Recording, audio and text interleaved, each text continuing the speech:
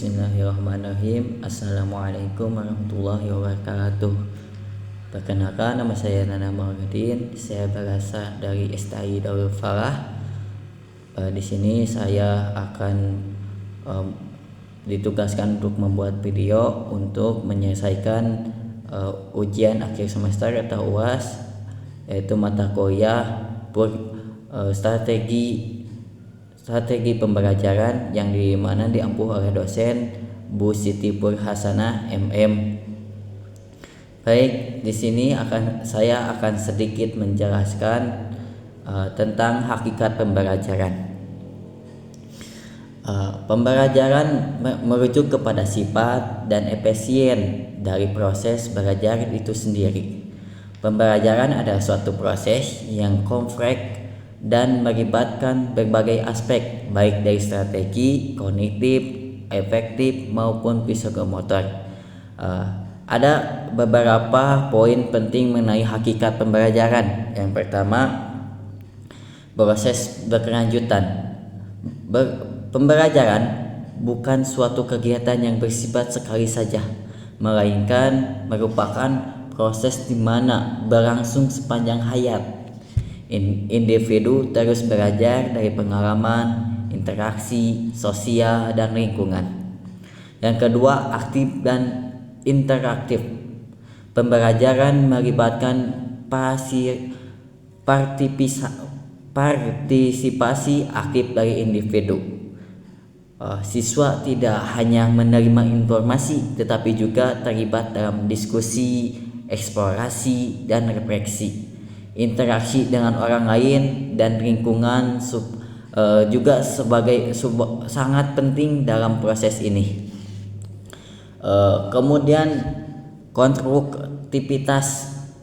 Pembelajaran seringkali dipandang sebagai proses konstruktif di mana individu membangun pengetahuan dan pemahaman mereka sendiri mendasarkan pengalaman dan informasi yang diterima. Ini berarti bahwa setiap individu dapat memiliki cara dan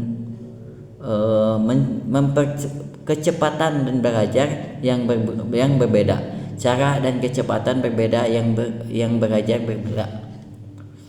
Misalnya tujuan dan makna. Pembelajaran memiliki tujuan tertentu, baik itu untuk memperoleh pengetahuan, keterampilan, atau sikap.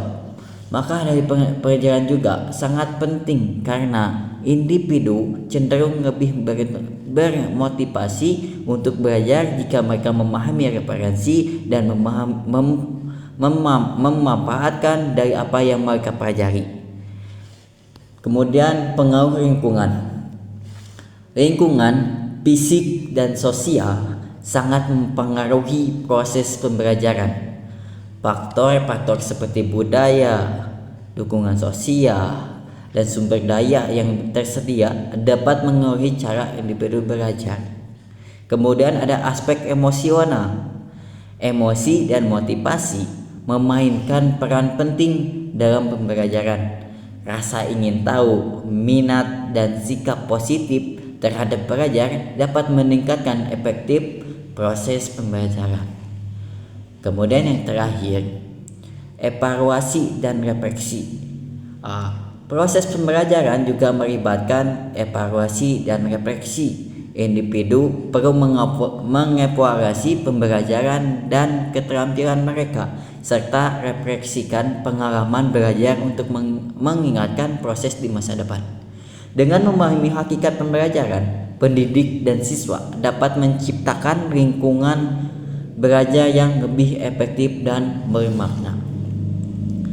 Kemudian proses pembelajaran itu apa sih? Proses pembelajaran adalah proses yang di dalam terdapat kegiatan interaksi antara guru, siswa, dan komunikasi timbal balik yang berlangsung dengan situasi edukatif untuk mencapai tujuan belajar. Dalam proses pembelajaran, guru dan siswa merupakan dua komponen yang tidak bisa dipisahkan. Antara dua komponen tersebut harus terjalin interaksi yang saling mengunjung agar habis belajar siswa dapat mencapai secara otonom. Menurut pendapat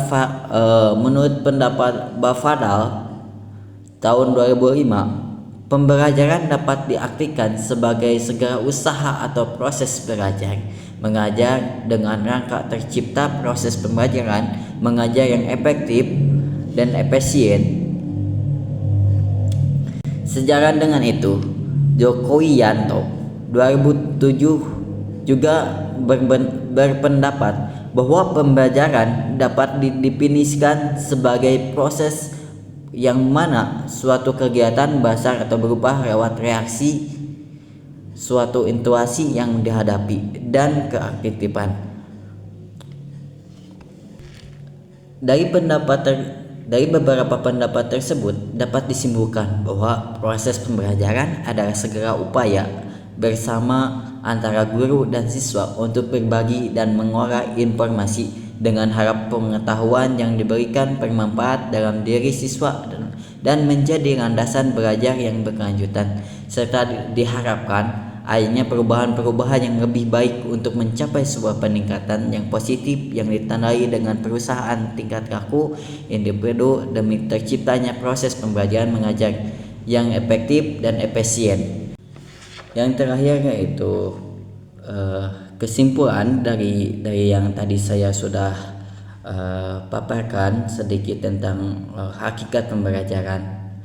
Jadi kesimpulannya, pembelajaran merupakan suatu proses interaksi antara pendidik dan peserta didik di antara suatu lingkungan pendidik yang bertujuan untuk menghasilkan perubahan perilaku yang positif pada peserta didik. Menurut pendapat Bafadal, pembelajaran dapat diartikan sebagai segala usaha atau proses belajar mengajar dalam rangka tercipta proses belajar mengajar efektif dan efisien. Dalam proses pembelajaran ada yang dinamakan faktor penghambat dan pendukung yang mengaruhi proses pembelajaran tersebut. Selain itu ada juga prinsip-prinsip pembelajaran seperti perhatian dan motivasi, keaktifan dan keterlibatan langsung, tantangan dan lain sebagainya.